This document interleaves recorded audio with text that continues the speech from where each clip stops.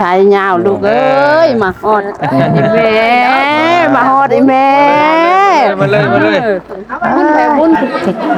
โอ้โอ้มันบไหวบ่ผ้าเดียว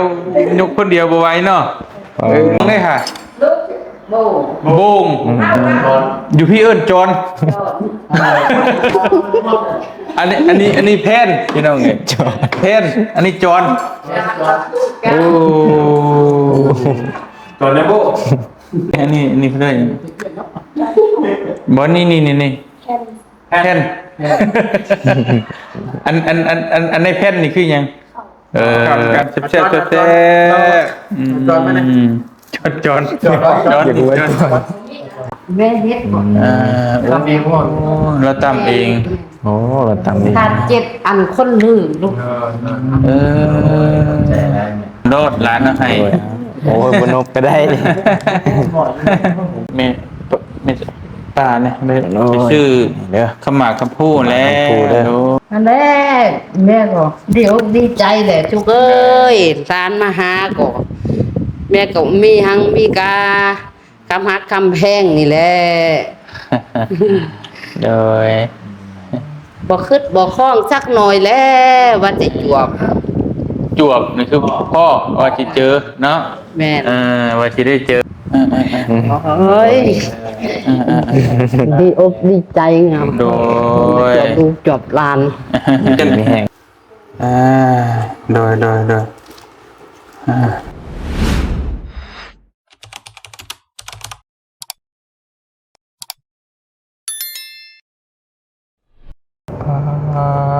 โธ่พี่น้องภูผาป่าไม้โธ่เนาะงามลายพี่น้องเอ้ยมีแต่ภูแต่เขาโตเดี๋ยวไปทางใดก็ได้ทางนี้คดเขี้ยวหักศอกโตพี่น้องเอ้ยงอกแงกซอกแซกนะทางเหนือนี่สุดยอด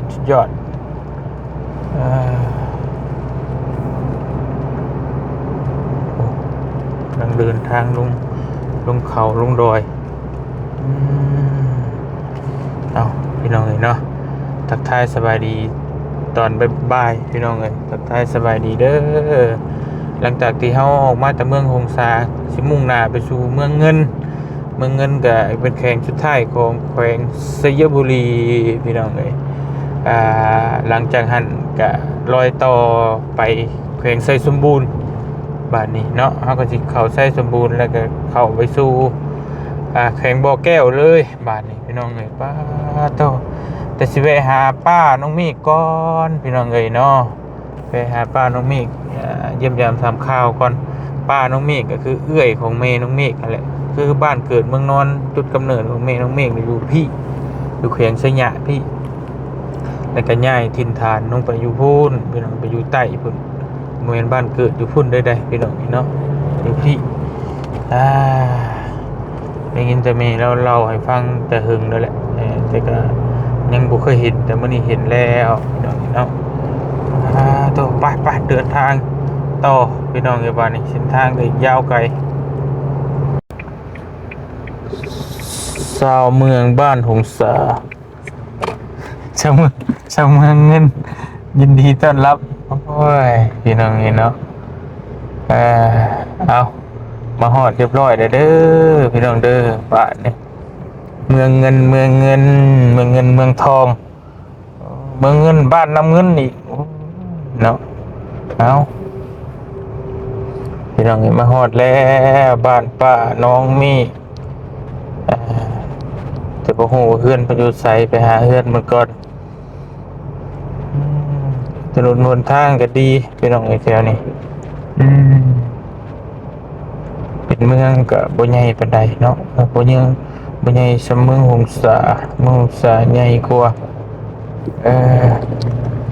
ก็เป็นเมืองสุดท้ายของแขวงสยามแล้วก็เฮาสิไปต่อป่านมุ่งหน้าสู่แขวงอุดมไซก็จังสิเข้าบ่อแก้วบ่ส่งสิฮอดบ่อแก้วดอกเบิ่งมื้อนี้ค่ำพี่น้องเอ้ยระยะทางมันก็ โอ้ยเนาะมันบ่ไกลดอกแต่ว่ามันทางขึ้นภูขึ้นเขาเขาก็เล่นไปบ่ได้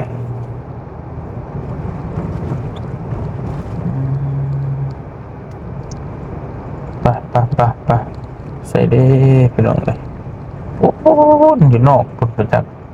นี่ตลาดนี่เนาะตลาดเมืองเงินเลาะตลาดตะลีเป็นเบาแม็กระบาด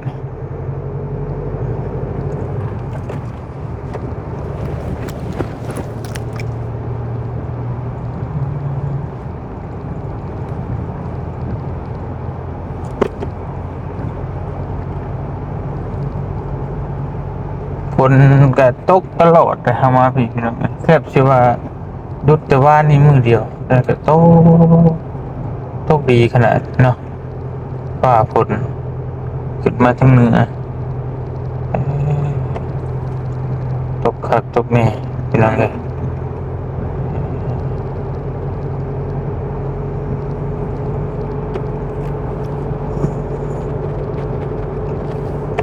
โปรยปลายลงมาได้ไหมครับ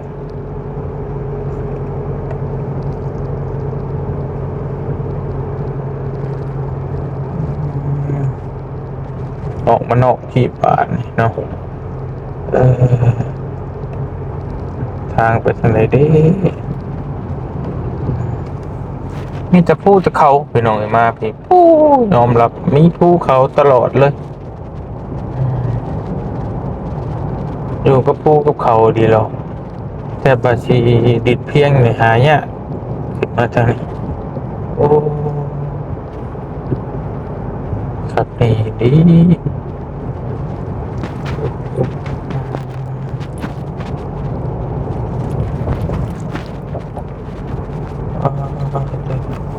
น้ำห้วยหนองคลองบึง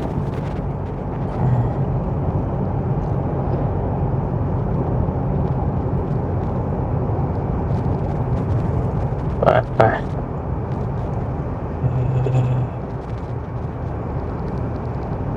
เยี่ยมยามทำข้าวมังกรเป็นอะไรหน้าตาป้าน้องมี่คืออะไรเคยเห็นกันจักเทื่อน้องมี่เทื่อเดียวโอ้ แล้วก็เข่าเป็น โอ้ ลูกศิษย์ อ่ะ พยายาม เราไปเยี่ยมยามเท่านึงที่เดี๋ยวเลยอันนี้หลานมาหาบ้านนี่โอ้หลายปีแล้วเนาะ หลายปีแล้วแล้วปีเจ็ด เออ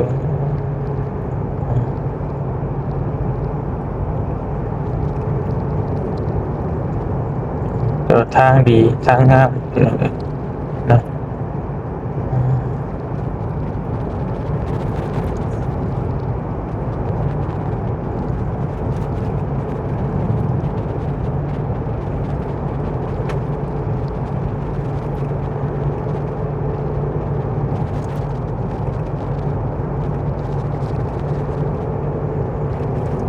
เมือง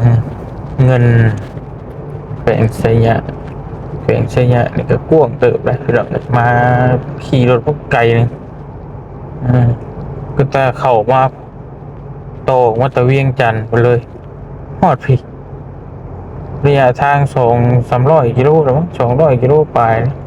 ยังบ่ชุดอยู่ตัวมันสุดยอดขนาดนั้น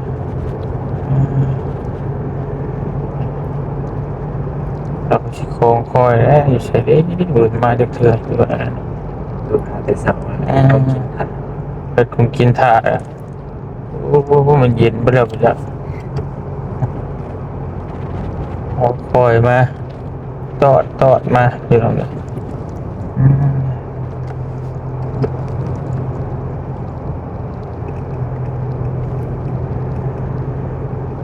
บ้านเพียงามเออเพียงามเอ๊ะนี่แหละตัวหน้านี่แหละพี่น้องเอ้ยตาม GPS มันบอก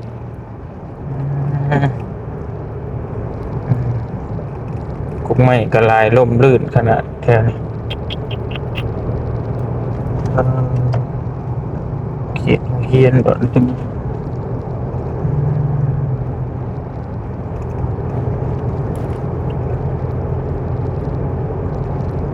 ลมลื่นอุดมสมบูรณ์เมืองเงินบนก็มาบ้านเอาพี่น้องเลยฮอดแล้วฮอดแล้วหลังใหญ่บ่ชิเมน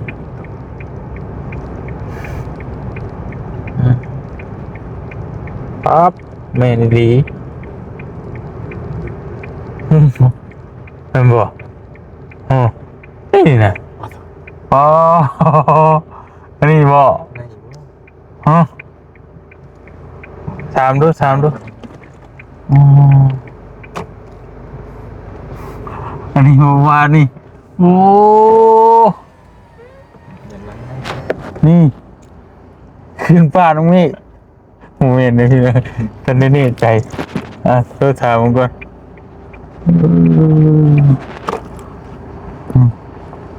เอา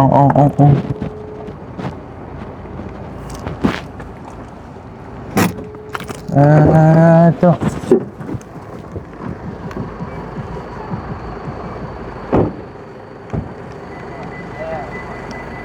ใส่เด้บ่านี่เฮือนป้าตรงนี้ด้วยเถอะ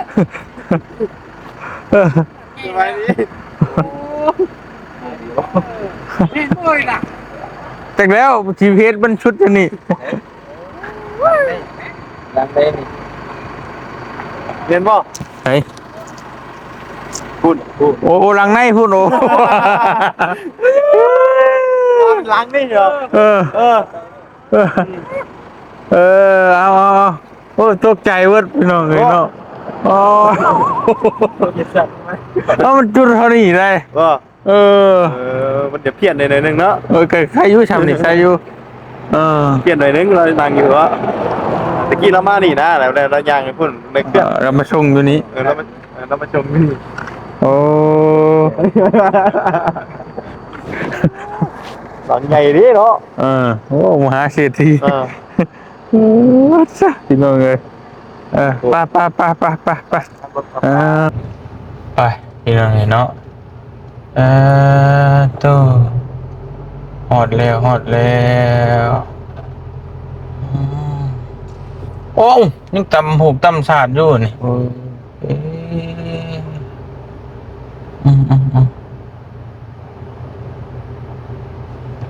ใช่ดิใช่จอดดูใช่จริงจอดอยู่นอกคงก็ได้เท่บ่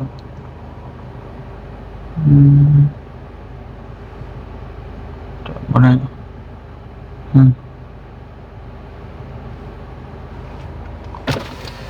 จอดอยู่ใส่ได้เมรถจอดอยู่ใส่เข้าได้บ่เข้าบ่ได้บ่อ๋อโอ้ยโดยยันโอเคยันได้เปลี่ยนขี้ข้านเปลี่ยนยางรถนะก็มันเอาเข้าไปในพอดีเนาะช่วงที่มีตะปูพี่น้องเอ้ยเอา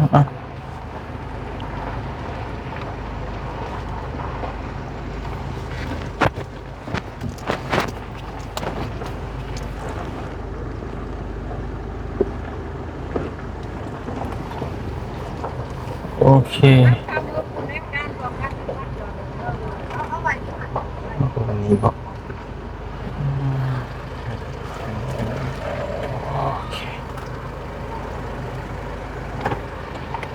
โอ้ยไป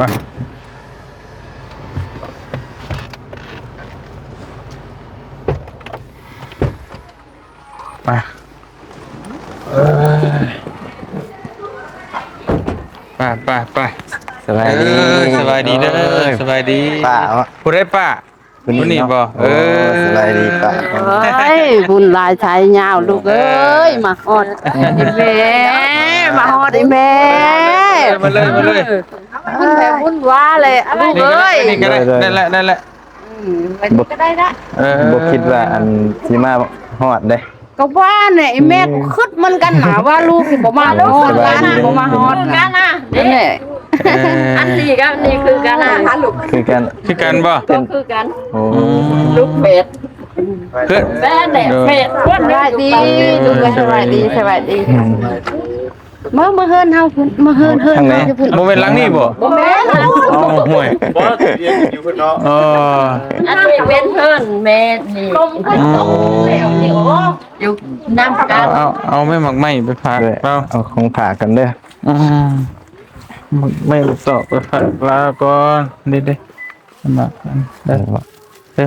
มันมีหมากแอปเปิ้ลหมากเกี้ยงพอเตียงชื่อตลาดคนคือนั่นนะโอเคไป เอาอีกบ่ ฮะได้อยู่ที่เป็นยังดอกเป็นยังปะคำพูดมากก็จังใหญ่เอาไป คนห้างก็เจอคนตกจ้าง โอ้อยู่พี่เนาะเพื่อนเนาะ นี่เนาะ ยาย อ๋อ โอ้ ปะ เจอกันมากโอ้ยก็ขึ้นมา มาพี่น้องเลยฮอดแล้ว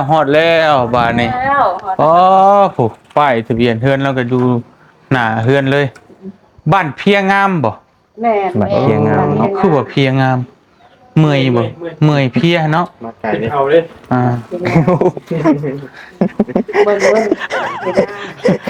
โอ้ไป ไกลเนาะ ไกลสุดๆ ไกลอยู่ โอ้ไกลลายโดย เด้อ ของฝาก น้ำหนองเนาะ เฮียเลยป้าเฮือนหลังไงหลังโตดีนี่เนาะป้าโตงาม อันนี้เป็นร้านก็เขาเคนแบบอยู่นำกันร้านกัน ฮะ คือกันเนาะ โอ้ร้านของลุงนะ ก็กันคือ อันนี้ลูกเช้าบ่ แม่ค่ะ อันนี้ก็ลูกเช้า อันนี้เป็นร้าน ร้านอีกโอ้ ร้านลูกชายคนนี้ อันนี้เป็นร้านโ เข้ามาพกเข้าไปเรียนเข้ามาย่างวันย่างเขาไหลมาว่าสิ พวกอ้ายบ่ อืม อีแม่เราก็ขายเป็นเมื่อยแล้วไกลลูกกินข้าวแล้วเว้ย ทางบ่เคยทางบ่ลึงทางนี่ แม่เป็นย่างมาแม่ดูคลิปอยู่โทรศัพท์แม่ว่าใครนั้นตัวจริงเอ้ยว่าอี บ่ คนนึกบ่ฟันว่าจะเห็นซ้ำหน่อยแหละ อันนี้ บ่ขึ้นบ่พันที่เห็นร้านนะบ่ แม่ เออ อืม เบิ่งอยู่บ่ เบิ่ง บ่ แม่เบิ่งบ่ เออ แม่ว่าโอ้ยคำปากถ้าเราม่วนอยากเห็นตัวจริงเอ้ยแม่ว่าอี เราเว้าหมายถึงมองมีหรือหมายถึงเฮานี้อ๋อกำลังงงๆนิดนึง เห็นแต่บอกว่าใครเป็นใคร อันใดก็ แม่ว่านี่ อ๋ออัน เห็นความรู้ขนาดว่าเห็นออกคลิปออกหนังแต่ว่ามันอยู่บ้าน ตัวบ่ฮู้ว่าร้านไปอยู่นำโอ้อ๋อเดี๋ยวสิอธิบายให้ฟังพี่น้องเอ้ยอันคือเมเฒ่าแล้วว่าเมป้าแล้วว่าเห็นอยู่ถ้าเฮาทีมงานนี่เห็นในคลิปน่ะเบิ่งคลิปอยู่ แต่บ่ฮู้ว่าน้องเมฆนี่มาอยู่นำเฮาแต่ก่อนหั่นน่ะเนาะเอาประมาณนั้นเนาะ อันนี้อันนี้ อ๋อโอเค เห็นโอ้คลิปมันทำเอาหูนี่ว่าใครเป็นใคร ว่าที่ไหนเป็นที่ไหน สำเนียงเด็กอันนั้นนึงพี่น้องโอเคโอ้เนาะอันนี้เฮือนพวกเพิ่นเข้าเลยอยู่นี่เนาะ แม่ทำนั้น ตะกี้บ้านเพื่อนเมน้องเมฆอยู่ใช่ไหม แม่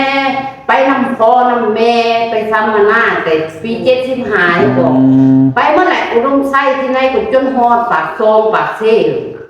บ่มองกันได้บ้านเกิดเมืองนอนแล้วอยู่นี่บ่ แม่ก็อยู่หุ่นอยู่ห้องชาหุ่น โอ้ เอาผัวไทยบ้านนั่นนี่ อ๋อมาอยู่บ้านผัว ให้ผมมาอยู่น้ำผัวก็ตายละ อ๋อ ให้ก็อยู่น้ำไทยบ้านไทยเมืองนี่โอ้ น้ำลูกน้ำเต้านี่เนาะ แม่น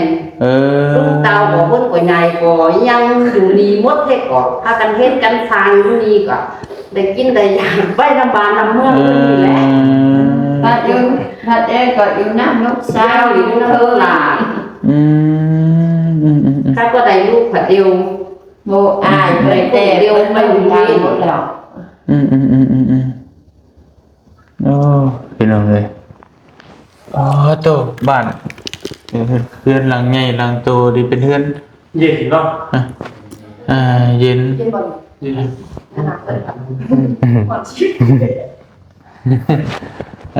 แต่ธรรมดาอยู่นะ เงินผมมีทางเงินไหนโคตรได้ก็ได้รับได้นอน โอ้สำนีแล้วสำนีเลยนะ ก็ดีแล้ว คือในเบอร์อันก็คือในเบอร์แม่จิตแต่เป็นทางโผล่เปิด ผู้ชายนั่งหมดนะ มือก่อนดูนั่งกันเล่นนั่งกันจิตแต่ นั่นแหละ แม่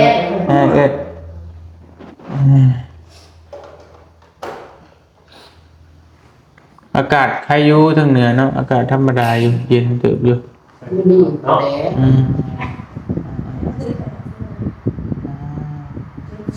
มาหอดเรียบร้อยแล้วเนาะ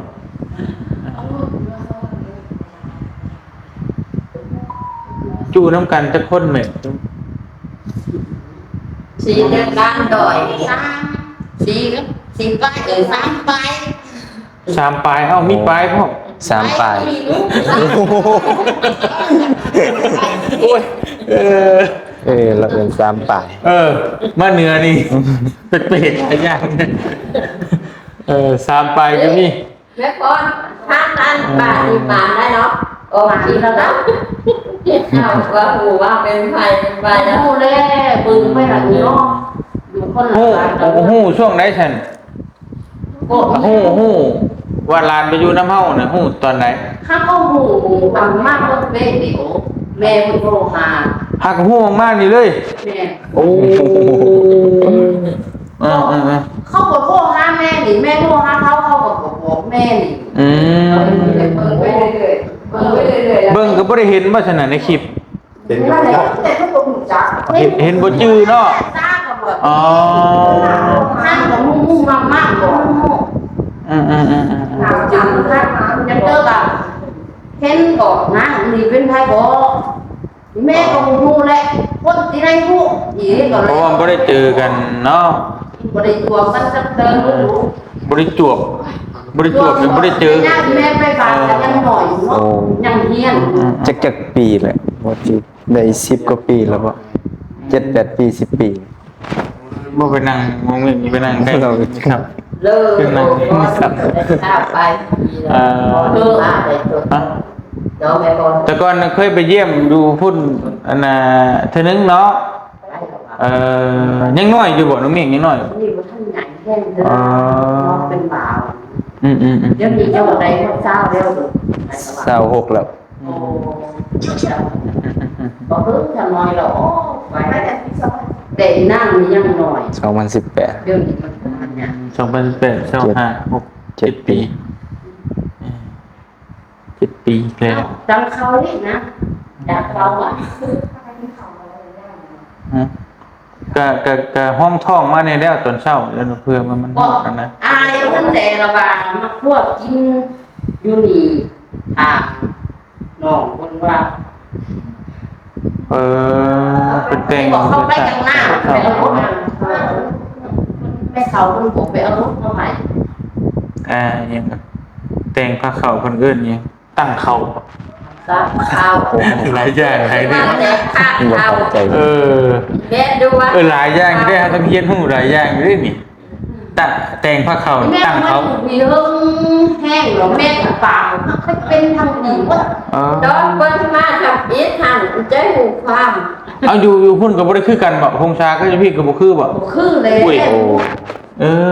อั นนั้นเข้าปากเป็นเสือนึงอันนี้ เมนมันเนาะเฮาไปตลาดมันกินนี่กันคือว่าอันนั้นตัวอันนี้มัน แม่เป็น เป็ดๆเลยนะแล้ว แม่กลับบ้านนับปานมาคือกันเลย ไปเจอกันนี่ไปพ่อกันนี่ว่าจังไดก็ บอกว่า ไปจูบกัน ไปจูบเห็นบ่เป็นหลายอย่างเด้อ ดูคือว่าไปขอกันอย่า แม่นไปพ่อหรือว่าไปเจอ เจอ อันนี้ไปจูบเนาะไปจูบ ลูกมีครูมดนกฟาร์มนกเบิ่งลงไปมดเนาะ โดยกับไปลายบอดอยู่โดย ตายโอ้แม่จำเป็นออกซักแม่ออกที่บอกนะแม่ออก เบิ่งอยู่เนาะ เบิ่งแล้วก็ไปว่าcái chỗ tôi chính thôi thì ha bạnมันหลัก ปากเหมือนปากมัน แม่ว่าว่าได้แม่แต่แม่อยากเอาดิ อยากจูบคืออยากเจอเนาะ แม่ โอ้หลายอย่างอยู่นะ ขึ้นลายไทยเงาเลยลูกเอ้ยร้านเลยมากกี่มัน โดย ห้างบกไก่ อ่า ลูกช่วยลูกชายมา ฮะ ลูกชายมาลูกกลับได้มา ยังบ่เข้าใจอีกเลยนะบ้าน ทั้งใดมาทั้งบานใดมา มาแต่บ้านใดอ๋อเฮามาเข้ามาเวียงจันทน์แล้วก็มาชัยยะเลย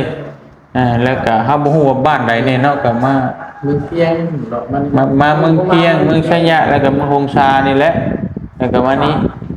นี่เป็นเบิ่งเงินบางครั้งมีบางโลงบางทางมาโลง จะเฮาสิไปอุดมไส้ไปออกรัฐตรงนั้นไปทางนี้บ่หรือว่า ลูกชาย ไปนี่เลย โลงค่ะ โอ้ทางผ่านพอดีเลยโอเค ไปลูกบาดีไปจดใส่ค่ะเป็นบัตรมี อุดมไส้เนาะอันพอด ใช่เจ้า ตัดไปบ่อแก้วก็ได้เด้เนาะ ไปจ้างไปปกเปล ตอนนั้นอยู่เลยนะ โอเค ก็ให้ติดไปแล้วนะบัตรนี้ โดย นะก็ติดไป ต้องเบิ่งปากแล้วเนาะ ง่ายเลยกินข้าวบ่ได้ว่าได้แม่กินข้าว กินข้าวบอกว่ากินข้าว อ๋อเมื่อได้เมื่อ เบอร์เขาบอกว่าเบอร์ เมื่อเนาะเมื่อ ไปบอกว่าไป โอ้แต่งกันอยู่เต็มบนลาย เฮ้ยมากาหนูมากเลยมานอน มากะนี่คือมาเม่ เนาะ ว่า มาเม่เนาะโอเค ว่านั่นแหละ ก็ใช่ว่าบ่เตียงเคยอยู่น้ำพี่แดงเด้พี่แดงคนเหนือเด้แต่ก็คล้ายๆกันเลย ใช่ครับ มีกะกินข้าวแล้วกะเห็นนะกินข้าวแล้วบ่นะบ่ประมาณนี้แหละ วันทำกินข้าวแล้วดื้อเอาวะกินข้าวแล้ว แต่คล้ายๆก็มีความแตกต่างอยู่ เนื้อเนาะ อันเหนือนั่นเหนืออยู่เชียงใหม่เชียงรายลำปางน้ำพุเหนือฝั่งไทยเมื่อบ้านนี่ก็ปิกบ้านปิกบ้าน เอาเบอร์เอาอีก ไปอยู่น้ำเพิ่นใหม่ๆก็พี่ปิกบ้านก็เด้อจะมีอย่างดีปิกบ้านมันเกาหัวอะไรตึกเมื่อบ้าน แล้วข้างแม่ เร็วกะนี่เร็วแล้วบ่ แล้วกันลูกชุบบอกว่าแล้วนี่แบบว่า เร็วเวียกเร็วงานแล้วบ่เอาเดาๆไป เอาอยู่บ้านลูกฟักนะบอก ก็ได้เดี๋ยว บางคำก็ได้เนาะครั้งก็บ่ได้มาฮอดก็ถึงแล้วพี่น้องเลยเนาะเงินก็งามขนาด ยังเพิ่งมาทำกินทำแม่ทุกวันมาแกงมันจะหูฟ้าแม่ อยู่ใกล้ๆคนละเมืองกับบ่คือกันเนาะอันอยู่ใกล้ไทยบ่นี่แม่ ไก่สมัยไก่ไทยเป็นพูดโอเป็นบ้านไก่แท้ๆมานำนุ่นเป็นอันนั้นเดินดูชุก จังหวัดใดใกล้จังหวัด ดูชุกเขามาทำกินค่ะดูบอลไก่ เอาไกล ใกล้จังหวัดใด ทางแยกไป บ่ใกล้จังหวัดหยังประเทศไทย ไก่บะแม่หน่วยโกนนี่บัดอะไรกูใส่แดงหน่วยใส่แดง เราคงสิบ่จักเนาะ ถ้าลูกบ้านเขาก็ไปจับอันไปผ่านชายแดนไทย เข้าใจชายแดนจังหวัดหยังนะของประเทศไทยนะจังหวัดน่านโอเคนั่นแหละโอเคโอเค มาตาม ที่แม่ว่า ตรงข้ามกับจังหวัดน่านอยู่ยังอยู่กับจังหวัดน่านอยู่พี่น้องเนาะฝนตกดินดีขนาดนี้เนาะ มันพาเอาลูกที่ไปจังหวัดนาตกไกลนะ โดย ไปผ่านแด ไกลตึกได้พี่น้องเอ๋ยเนาะจากนี้เมื่อเบิ่งสวนเขต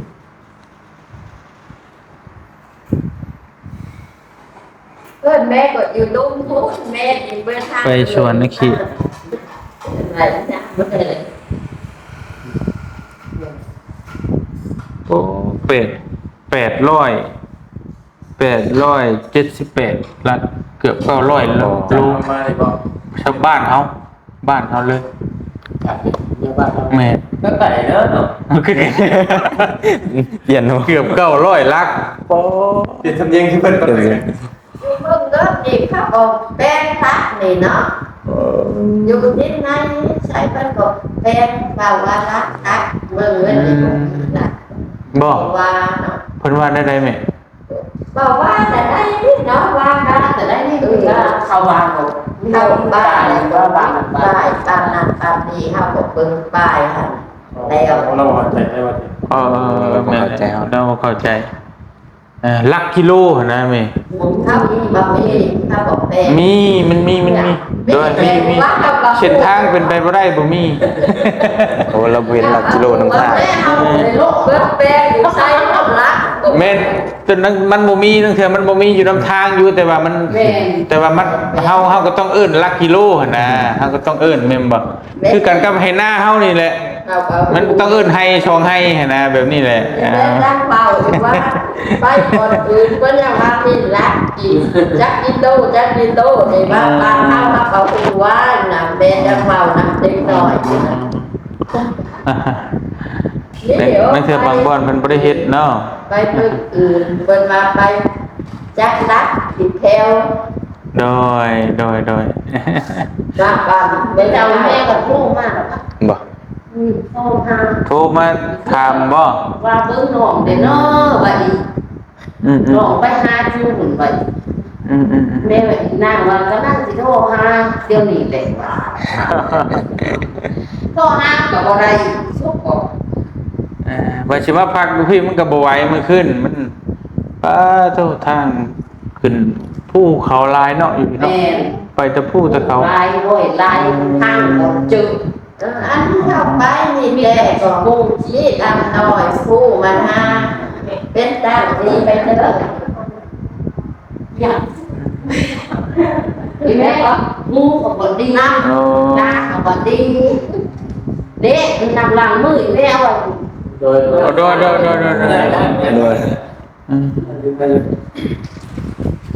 เบิ่งมาเด้อ เอาโยสองคน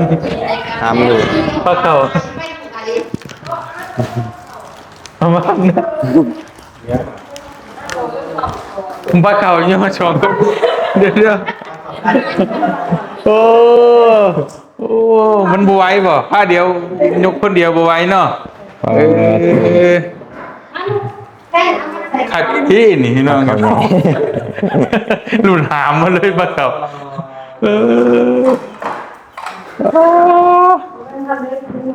มีอย่างนี้เนาะต้มไก่ป่ะพี่น้องเอ้ต้มไก่กับซอยอลังการงานสะ แค่นี้อันจานใส่ข้าวใส่นั่นมันอยู่ แผ่นเนาะอันนี้มียังชานี่แม่เพื่อนยัง ไม่ถูก ไม่ถูกบ่วงได้ค่ะ ลูกโบ โบ่ง ข้าววัดอันก้นลือข้าววัดโจร ฮะ วัดโจรก้นล่าวัดโบง อยู่พี่เอิญจอน โจร อันนี้แพนพี่น้องไงแพนอันนี้จอนโอ้ ตอนนี้โบ ไปเลยเจ้าก็ได้น้ำต้มได้เอิ้นว่าไง น้ำต้มเพราะว่าน้ำต้ม น้ำต้มก็ว่าน้ำต้มถ้วยได้ใช่ไหม ถ้วยเพราะว่าถ้วยคือกัน ถ้วยก็ว่าถ้วยแต่จานนี่เป็นแพน จานนั่นเป็นว่า อันนี้เลยอันนี้เพื่อน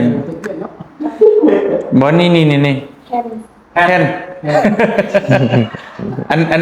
อันในแพนนี่คือยังแพนใส่ข้าว จอน ฮะ แล้วนี่จอนในห้องเนาะ คนแรก ไป ว่าแล้ว อ๋อต้มไก่ลาบซีดมาแล้วแม่เฮ้ยสินั่งชะงกอยู่ยังไงเออกินดี ใน เนาะ งานมืดไม่ได้สร้าง ฟังกันเนาะแค่จอนนะเลย เพลินเลย เบิ่งเลย แม่นจอน โอ้ยเจ้าอยู่นี่เบิดมือกับบ่เบิดดอกค่อยว่าเบิดคำเว้านี่พัดลมพัดเด้อยังเอ้ยพัดลมพัดเด้อยังพัดลม จอน อันนี้เด้อันนี้กะโหลชาติเด้มันต้องถามได้เนาะเออ ก็ใช่ค่ะว่ากับเบิร์ปุ๊บ แม่น กับเบิร์ อันนี้ได้เป็นยังไงนี่ อันนี้เป็นยังนี่ทิชชู่ลูกชุบของเราเอาความเบาแม่ มาพี่น้องไอ้กินข้าวน้ำกันเด้อจวดความเบา มากินน้ำกันเลยกินน้ำกันเด้อมากินน้ำกันเด้อฮะ มึงคิดเหรอว่าชอบไม่หาแม่ก็อดมาได้ ทิชชู่เนาะเป็นกระบังแม่ก็อดมาได้ กินน้ำลูกน้ำลาน กินน้ำร้านได้ปะบ่กล้ากิน หนีไปแล้วบ้านนี่ มากินน้ำกัน การมากินเต่าข้าว โอ้ แม่ไปกินฉินงัวลูกกินเก่ง โอเคความดันขึ้นประตูนเขากินไม่ได้แล้วประตูนเนี่ยแต่มันอบได้ เก้าเจ้าเก้าต้องได้กับเก้า หมอลำเพื่อน เก้าได้เก้าแล้วเก้าของเขาเจ้าไหนทั้งหรือเปล่า นี่มาตัว กินงัวกินกันเองเลยกิน มากินข้าวกันเด้อมาเด้อมา ลองมาเด้อตับเต็ม ตับแต่ มาถึงบ้าน กินข้าวคนเกินกินข้าวกันเนาะอ๋อโอเคโดยตบแตบ เย็นเนี่ยเนาะมันก็ มาได้กินข้าวน้ำกันเด้อพี่น้องเอ้ยลาบซีนต้มไก่ หน่อย ตัวมีแต่เนื้อแซ่บๆเฮือนป้าน้องมิเนาะพี่น้องเนาะโอ้ย ไปนอนกินข้าว แซ่บมาฮอดมาถึงแล้วพี่น้องไอ้บ้านนี่มาฮอดจอดถึงเรียบร้อยโอ้ เอาไว้ กินข้าวก็บ่ได้ถอดแว่นเนาะติดรอขนาดนั้น สองคนบนดิน บ่ได้กันเลย คอยว่าได้ปั่นใดจำพวกเพิ่นใด เจะเป็นพี่ พี่ใจ เมืองเด็ก โอ้เหนื่อยแล้วเนาะ บ่บัดทีแล้วทีเราบ่ได้ใช้บัดทีเราใช้แล้วก็บ่ว่า เป็นว่า คือข่อยกันข่อยใช้ข่อยก็บ่ว่า เอามา มาตบแตบมากินข้าวนำกันแซ่บจอนสบายดีเด้อไอเด้อสบายดี โอ้ยสบายดี มากินข้าวนำกันโอ้พี่น้องโอ้ยไอเด้อแม่เด้อ แม่เฮ็ด ทำเองว่า เราตำเอง โอ้เราตำดี ทานเจ็ดอันคนลืมลูก เฮ้ยดีอกดีใจงาม โดย จะดูจบลาน ดีไม่แห้งให้กัน โชคดีลูกเลย โดย ใครแท้สิได้ใครมาเลยเงินได้ท้องได้เข่านะเด้ โอ้ อย สาธุ เมื่อผู้คน โดยสาธุ โอ้ยสาธุ นั่นแหละ คนก็มาแล้ว ตกแล้วมีแต่เฮาสิเดินทางไปต่อนะบัดและโอกาสหน้าพุ่นแหละอันในพยายามไหมด้วยอ่ะให้เด้อ โดดร้านนะให้ โอ้ยบนกก็ได้เลย โดย ดีไม่แห้งเด้อ ไม่เท่าอันไม่ป้าเนาะ ป่า แม่เพิ่น เป็นมีห่างกันจักปีก็มี ไล่สนอยโอ้ หลายเนาะจักเท่าไรละจับ 60ปลายหรอก 60เท่าไร 3 โอ้อีเมลก็53 54 จักชื่อยังก็ไม่เท่าแล้วชื่อยังก็ชื่อยังไม่เท่า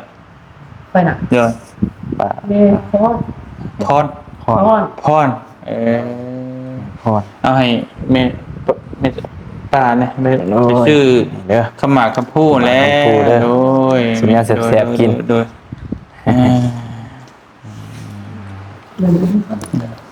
ให้ครับผม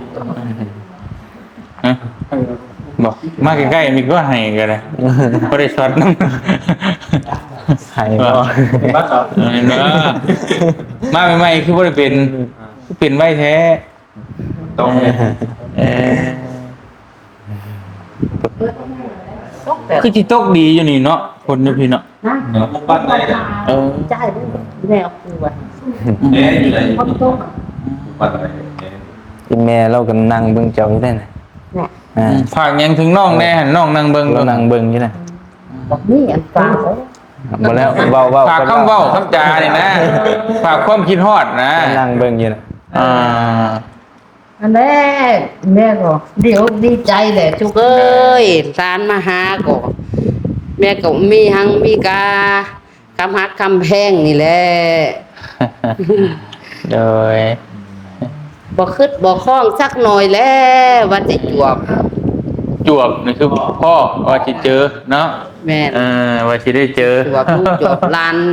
บ่คึดแหละบ่นอนรับก็หาว่าฟันเห็นนี่ก็บอกนะมันไกลโพดเนาะ แม่ก็อยู่ไปเสียวตามบ้านตามเมืองนี่น้ำลูกน้ำร้านอยู่ผีที่ก็อยู่ไปเสียวขึ้นฮอดหาน้องก็โทรหาจำเตอเพิ่นก็บ่ฮับ โดย แล้วไปจานโอ้ นอนก็บ่ฟันแล้วว่ะพี่น้องบ่สิได้เจอหลานเนาะ แม่น ไกลกันโพดเนาะ คิดฮอดเอาแผลว่าแม่ว่าแม่บ่นอนบ่หลับแม่ว่าอีชุแม่เพิ่นน่ะแหละโทรมาบอกอายอันหมอนั่งนี่ว่าแม่ อันลูกอันน่าชุกติมาได้ว่าอีกลูกเพิ่นมาที่ไหนก็เพิ่นมาฮอนเมืองเป้งหั่นแล้วก็มือได้ที่มาหาเฮานั้น แม่ก็เมาเจาะอันกินอันหังมาไหวว่าลูกที่มาฮอดมือนั่นนะแล้วก็บ่มาฮอดจนเฒ่ามื้อนี้จังมา แม่น โดยแล้วก็ท่านทั้งลูกสิขอตัวเดินทางต่อเด้อบัดนี้เด้อโดยสิไปเวียกต่อก่อนสิขึ้นไปทั้งโบกแก้วพุ่นน่ะแต่จุบ่ชุ่มกี่ห้อง ดีลูกเอ้ย โดยขอมกขอบใจหลายๆแม่ก็ต้อนรับเป็นอย่างดีเด้อโดย มีแห้งลูก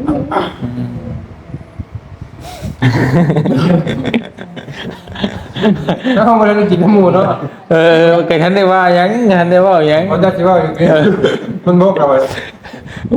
เขากินแล้วกิน เออโอเคไปป้าเด้อวันนี้เด้อเอ้ย กับป้า แล้วก็น้องอิหยังเกาะเป็นโปรจักชื่อเพิ่นเพิ่นฮะ น้องอย่างน้องอย่าง ชื่อ ฮะน้องพูดเอ่อ ลูกคนนั้นน่ะ ลูกบอก ลูกคนนั้นไอ้งาม ลูกในงานบ่ แม่เราอ่ะ แล้วก็เพิ่นหาผ้าขาวมา ว่า ให้ ลูก สู่ หลา กิ น น เลยเพิ่น มุกขอบใจเด้อหาแนวกินแซ่บๆสู่กินพี่น้องเอ้ยเล็กน้อยบ่มีอยู่เพื่อนเนาะ อันนี้อันไปแม่ว่าเจ้านุกไปโรงเรียน เอาไปโรงเรียนเบิดแล้ว ไปโรงเรียนอ่ะเลยเนาะเอาเลยเนาะถ้าเด็กน้อยใส่นี่ก็โอ้นี่บ่ได้ยินแหละนั่นบ่นั่น โอ้